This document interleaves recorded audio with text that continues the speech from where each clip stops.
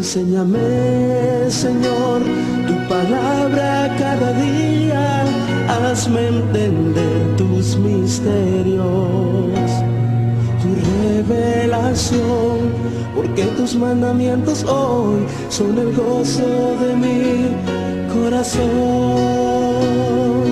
Dame, Señor, tu palabra cada día, hazme entender tus misterios, tu revelación, porque tus mandamientos hoy son el gozo de mi corazón. Continuamos hoy estudiando el capítulo 18 del Evangelio según San Juan, y en nuestro programa anterior dejamos a Jesús hablando con los soldados y demás multitud que había llegado juntamente con Judas para arrestarle. Y vimos cómo Jesús majestuosamente se adelanta y les pregunta que a quién buscan. Ellos le responden, a Jesús Nazareno. Entonces les dice, yo soy. Ahora destacamos el hecho de que esta multitud le llama Jesús Nazareno. No le tributan la majestuosidad que pertenece a él. Rehúsan llamarle el Cristo, pero está bien. De todas maneras, Jesús es un nombre que es sobre todo nombre. El día viene cuando aquellos en la tierra y aún debajo de la tierra, en el mismo infierno, se arrodillarán ante Jesús Nazareno. Pero ahora esta multitud no le confesará como el Salvador, como el Cristo, como el Hijo del Dios vivo. Y continuaremos hoy leyendo el versículo 6 de este capítulo 18 de Juan. Cuando les dijo, yo soy, retrocedieron y cayeron a tierra. Esta multitud no le conocía. Lo más extraño de todo es que en el principio Judas no le conoció. Ahora, ¿por qué no le conoció Judas? El apóstol Pablo nos responde en su segunda carta a los Corintios, capítulo 4, versículos 3 y 4, diciendo, pero si nuestro evangelio está aún encubierto, entre los que se pierden está encubierto, en los cuales el Dios de este siglo cegó el entendimiento de los incrédulos, para que no les resplandezca la luz del evangelio de la gloria de Cristo, el cual es la imagen de Dios. Se nos dice también que el hombre natural no percibe las cosas que son del Espíritu de Dios y no las puede entender porque se han de discernir espiritualmente. Y creemos que Judas no le conoció porque Cristo se paró allí como el Señor de la gloria. Usted recordará que al comienzo de este Evangelio de Juan, allá en el capítulo 1, versículo 14, el apóstol Juan dice, y aquel Verbo fue hecho carne, y habitó entre nosotros, y vimos su gloria, gloria como del unigénito del Padre, lleno de gracia y de verdad. Aún en esta hora oscura, cuando se entregó como el Cordero de Dios que quita el pecado del mundo, reveló su deidad. Y entonces los que habían venido para arrestarle, retrocedieron y cayeron a tierra. Reveló a estos hombres que él estaba en completo control de la situación y que no le podían arrestar sin el permiso de él. Ahora no cayeron para adorarle. Retrocedieron y cayeron en temor y en consternación. Creemos que por un momento hubo allí confusión completa cuando retrocedieron y cayeron a tierra. No están viendo tan solo a Jesús de Nazaret, sino que están viendo al Dios hombre, al Señor de la gloria. Esto da cumplimiento a la profecía que encontramos allá en el Salmo 27, versículos 1 y 2, donde dice, Jehová es mi luz y mi salvación, ¿de quién temeré? Jehová es la fortaleza de mi vida, ¿de quién he de atemorizarme? Cuando se juntaron contra mí los malignos, mis angustiadores y mis enemigos, para comer mis carnes, ellos tropezaron y cayeron. Ahora este es el lado de Dios. Luego en el Salmo 35, versículo 4, vemos el lado del hombre. Dice allí, sean avergonzados y confundidos los que buscan mi vida, sean vueltos atrás y avergonzados los que mi mal intentan. Luego, escuche usted en el Salmo 40, versículo 14, que dice, sean avergonzados y confundidos a una los que buscan mi vida para destruirla. Vuelvan atrás y avergüéncense los que mi mal desean. Amigo oyente, ¿a quién ve usted? ¿Sabe usted quién es? El inconverso no le conoce. Los hombres aún pueden leer la Biblia y ser muy religiosos y muy morales y todavía no ven que Jesús Nazareno es el Cristo, el Hijo del Dios vivo. Continuemos ahora leyendo los versículos 7 al 9 de este capítulo 18 de San Juan. Volvió pues a preguntarles, ¿a quién buscáis? Y ellos dijeron, a Jesús Nazareno. Respondió Jesús, os he dicho que yo soy. Pues si me buscáis a mí, dejad ir a estos. Para que se cumpliese aquello que había dicho, de los que me diste, no perdí ninguno. Fíjese usted en su majestuosidad, amigo oyente. Está en control completo de toda la situación. Aún le dice a quién deben arrestar y a quién no deben arrestar. Había la profecía que el pastor sería quitado y las ovejas dispersadas, y Jesús había dicho que no había perdido ninguna. Los discípulos no serían capturados. Ahora, ¿no es interesante, amigo oyente, que no les capturaron? Es de esperarse que habrían sido traídos para servir de testigos o como cómplices, pero no sucedió así. Continuemos leyendo los versículos 10 y 11 de este capítulo 18 de Juan.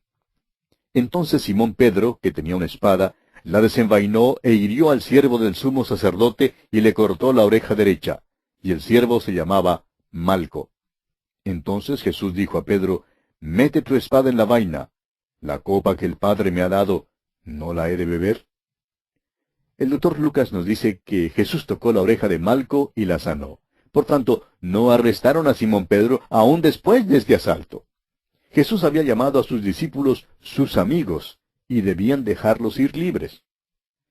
Enfoquemos ahora nuestra atención solo por unos instantes en Simón Pedro.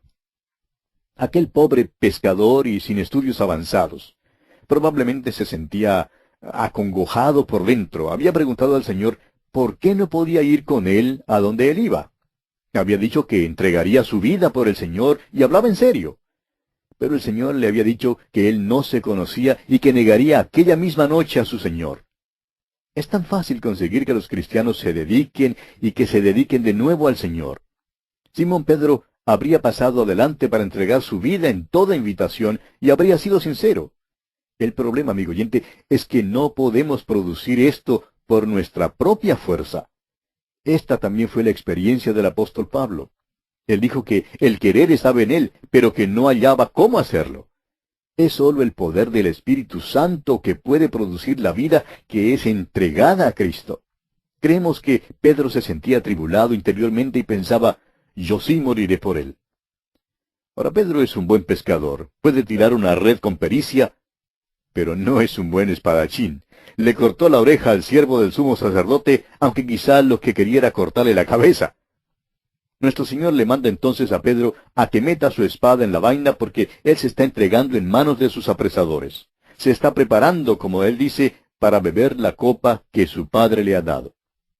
Hay varias copas que se mencionan en las Escrituras. Hay la copa de la salvación. Leemos de ella allá en el Salmo 116, versículo 13, donde dice, tomaré la copa de la salvación e invocaré el nombre de Jehová. Luego tenemos la copa de consolación. En Jeremías 16, 7 leemos, ni les darán a beber vaso de consolaciones por su padre o por su madre. Cuando hablaba de la bondad del Señor, David dice allá en el Salmo 23, versículo 5, mi copa está rebosando. Esta copa que nuestro Señor había de beber le fue dada por el Padre. Fue una copa terrible, y Jesús oró allá en Getsemaní que si fuera posible, la copa pasara de él. Esta es la copa de juicio. La bebió por nosotros en la cruz. Todos aquellos que vuelven la espalda a Jesucristo han de beber ellos mismos aquella copa de juicio. Jesús la bebió por nosotros y le fue totalmente repulsiva. Recuerde usted que Él es la humanidad perfecta, impecable, y sin embargo, bebió la copa a causa de nuestro pecado. Ahora hay todavía otras copas. Hay la copa de juicio que todavía debe venir al mundo. Creemos que son las 7 copas, las 7 plagas postreras en las cuales se consumaba la ira de Dios, y que deben ser derramadas sobre los malos, según se describe allá en el libro de Apocalipsis. Ahora en el Salmo 11, versículo 6, leemos, sobre los malos hará llover calamidades, fuego, azufre y viento abrasador será la porción del cáliz de ellos. Y en Jeremías capítulo 25, versículo 15 dice, porque así me dijo Jehová, Dios de Israel, toma de mi mano la copa del vino de este furor, y da a beber de él a todas las naciones a las cuales yo te envío. Jesús dijo, la copa que el Padre me ha dado, ¿no la he de beber? No hay ninguna buena voluntad que sea mayor que esa, amigo oyente. No nos engañemos pensando que el Salvador hizo esto de mala gana. El escritor a los Hebreos nos dice en el capítulo 12 de su carta, versículo 2, el cual por el gozo puesto delante de él sufrió la cruz, menospreciando el oprobio, y se sentó a la diestra del trono de Dios. Bien, volviendo ahora al capítulo 18 del Evangelio según San Juan que estamos estudiando, leamos los versículos 12 hasta el 14. Entonces la compañía de soldados, el tribuno y los alguaciles de los judíos, prendieron a Jesús y le ataron, y le llevaron primeramente a Anás, porque era suegro de Caifás, que era sumo sacerdote aquel año. Era Caifás el que había dado el consejo a los judíos de que convenía que un solo hombre muriese por el pueblo. Las autoridades religiosas fueron las que conspiraron todo esto y tenían miedo al pueblo. Es por eso que nuestro Señor salió de la ciudad, pero ahora se ha mostrado y prosigue en su majestuosidad y en su gloria. Le prendieron y le ataron, aunque eso no era necesario. Él es el Cordero que fue inmolado desde el principio del mundo. No abrirá su boca, dice la Escritura, como oveja delante de sus trasquiladores, enmudece y no se opone. Ahora le llevaron primero a Anás, y notemos que solo Juan nos da ese detalle. Y esto nos conduce a pensar que al parecer Juan estaba en alguna posición para ver algo que los otros no veían. Anás era el sumo sacerdote y probablemente se había quedado en los cuartos del palacio del sumo sacerdote.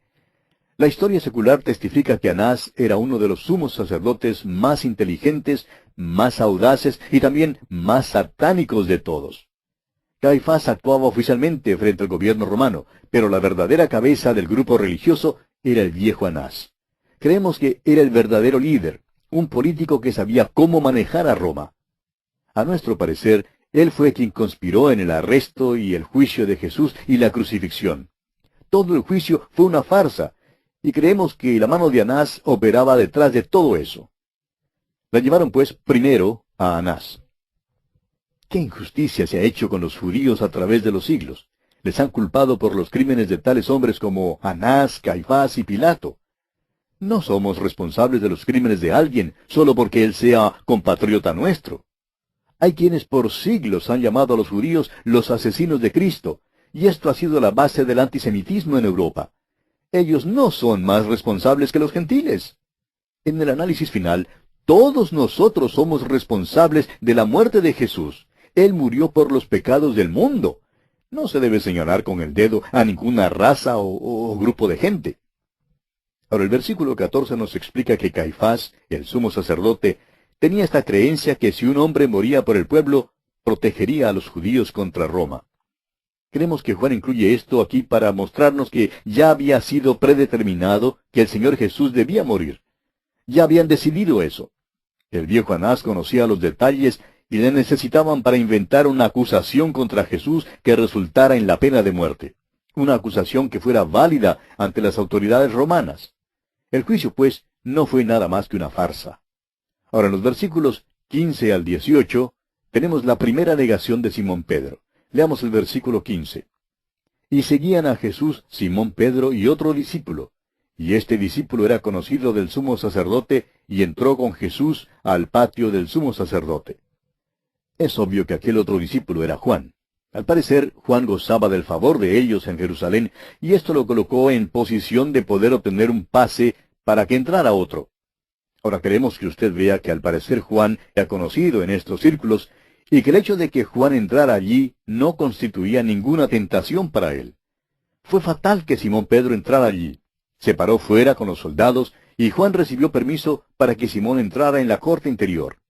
Y queremos que usted vea este pequeño juego escénico en el palacio de Caifás. Continuemos leyendo el versículo 16 de este capítulo 18 de Juan.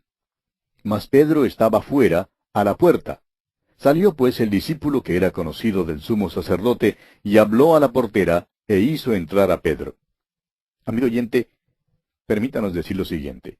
Usted no tiene ningún derecho a obligar que otro hermano acepte sus ideas en cuanto a la separación. Es posible que otro hermano vaya a donde usted no puede ir. Fue malo que Simón Pedro entrara allí, pero no fue malo para Juan. Podemos ver a Simón Pedro levantando una petición y diciendo, ningún cristiano debe entrar en la puerta del sumo sacerdote porque allí es donde se verá en apuros. Sin embargo, a Juan le fue posible entrar allí. Juan tiene entrada, pero Pedro es un pobre pescador. nadie le conoce y no puede entrar. Juan entonces le dice a la muchacha que estaba en la puerta que Pedro era amigo suyo, y entonces Pedro pudo entrar. Ahora Simón Pedro tenía mucho miedo. Es que Juan se sentía cómodo allí, pero Simón Pedro nunca antes se había encontrado con esa gente, con esa multitud. Ahora Pedro tiene la boca grande y simplemente tiene que hablar. Recuerde usted que los otros evangelios nos dicen que las muchachas le distinguieron como Galileo porque su habla le traicionó. Hablaba demasiado, y se puso nervioso allí. Una muchacha entonces causa que Pedro niegue al Señor. Leamos los versículos 17 y 18. Entonces la criada portera dijo a Pedro, ¿no eres tú también de los discípulos de este hombre? Dijo él, no lo soy. Y estaban en pie los siervos y los alguaciles que habían encendido un fuego, porque hacía frío y se calentaban, y también con ellos estaba Pedro en pie, calentándose. Ahora en los versículos siguientes, los versículos 19 al 24, tenemos el juicio de Jesús ante el sumo sacerdote. Leamos primeramente los versículos 19 al 21 de este capítulo 18 de Juan. Y el sumo sacerdote preguntó a Jesús acerca de sus discípulos y de su doctrina. Jesús le respondió, Yo públicamente he hablado al mundo. Siempre he enseñado en la sinagoga y en el templo, donde se reúnen todos los judíos, y nada he hablado en oculto. ¿Por qué me preguntas a mí? Pregunta a los que han oído, ¿qué les haya yo hablado? He aquí ellos saben lo que yo he dicho. La escena cambia ahora y nos encontramos en el juicio del Señor Jesús. Ahora fíjese usted en la majestuosidad del Señor Jesús al responder. Continuemos leyendo los versículos 22 al 24. Cuando Jesús hubo dicho esto, uno de los alguaciles que estaba allí le dio una bofetada diciendo, ¿así respondes al sumo sacerdote? Jesús le respondió, si he hablado mal, testifica en qué está el mal. Y si bien, ¿por qué me golpeas? Anás entonces le envió atado a Caifás, el sumo sacerdote. Como usted ve, amigo oyente, Jesús se sujeta a esta clase de humillación. Se entrega para morir por el pecado suyo y por el mío. Sin embargo, Él les hace notar el hecho de que lo que hacen es ilegal y contrario a la ley mosaica. No tienen ningún testimonio de que Él haya actuado mal. Sin embargo, le golpean. Ellos son los que violan la ley. En primer lugar, ningún juicio debía principiar de noche ni terminar de noche. Un juicio debía comenzar y terminar en el mismo día. No debían golpear a un prisionero que todavía no había sido declarado culpable. Ahora Juan incluye este pequeño versículo para decirnos una vez más que fue Anás quien ató a Jesús. Anás fue quien conspiró y planeó todo este complot diabólico. Ahora en los versículos 25 al 27 encontramos la segunda y tercera negación de Simón Pedro. Leamos estos versículos 25 al 27 del capítulo 18 de Juan. Estaba pues Pedro en pie calentándose y le dijeron, ¿no eres tú de sus discípulos? Él negó y dijo, no lo soy.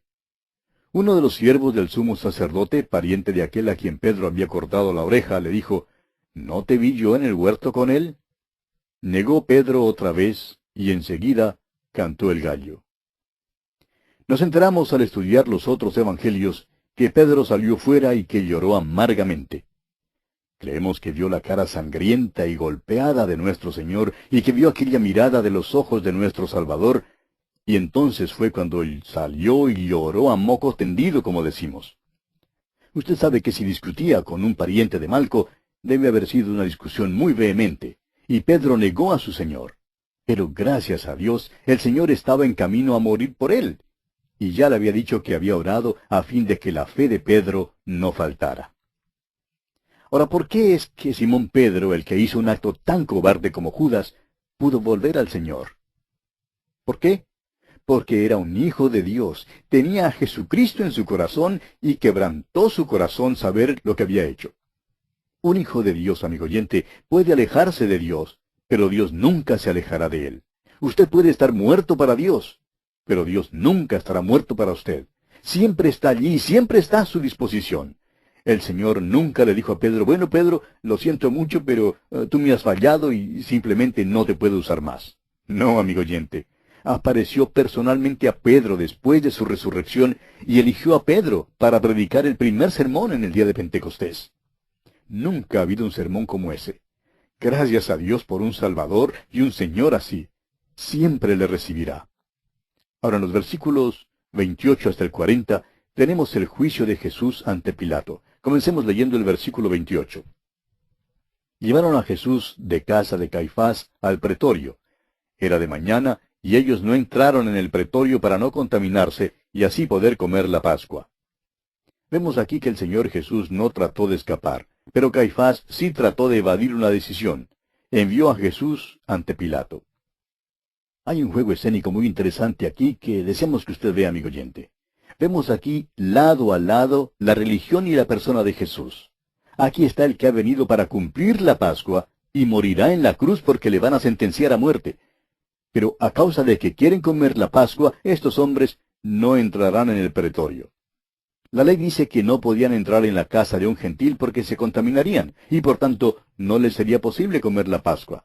No harán pues eso. Son escrupulosamente religiosos. Sin embargo, conspiran la muerte de aquel que es el cumplimiento de la Pascua. Amigo oyente, esto debe causar que usted examine su corazón ahora mismo. ¿Es usted religioso o está realmente unido al Señor Jesucristo? Ahora hay otro juego escénico aquí que debemos observar. Los judíos categóricamente no entrarían en la sala del juicio para así contaminarse, pero trajeron a Jesús para ser llevado al pretorio para ser juzgado. Hay pues mucho cambio de escena en este drama, desde afuera hasta adentro. Obsérvele usted. En el versículo 29 dice, salió Pilato a ellos. En el versículo 33, entonces Pilato volvió a entrar en el pretorio. Versículo 38, y cuando hubo dicho esto, salió otra vez a los judíos. Luego en el capítulo 19, versículo 1, así que entonces tomó Pilato a Jesús y le azotó. En el versículo 4, entonces Pilato salió otra vez. El versículo 9, y entró otra vez en el pretorio. Y en el versículo 13, llevó fuera a Jesús. En realidad, a Pilato no le gustaba Jerusalén. Le gustaba más bien Cesarea, ciudad que quedaba en la costa del mar y que tiene una playa bella. Durante la fiesta salía de Cesarea y llegaba a Jerusalén trayendo con él los soldados. Puesto que era gobernador romano, era responsable de guardar orden en ese tiempo, cuando los judíos se reunían de todas partes, y es por eso que en este tiempo estaba en Jerusalén. Y bien, vamos a detenernos aquí, amigo oyente, porque nuestro tiempo ha tocado ya a su fin. Continuaremos, Dios mediante, considerando este aspecto del juicio de Jesús ante Pilato en nuestro próximo programa. Enséñame, Señor, tu palabra cada día, hazme entender tus misterios, tu revelación, porque tus mandamientos hoy son el gozo de mi corazón. Dame, Señor, tu palabra cada día, hazme entender tus misterios, tu revelación, porque tus mandamientos hoy son el gozo de mi corazón.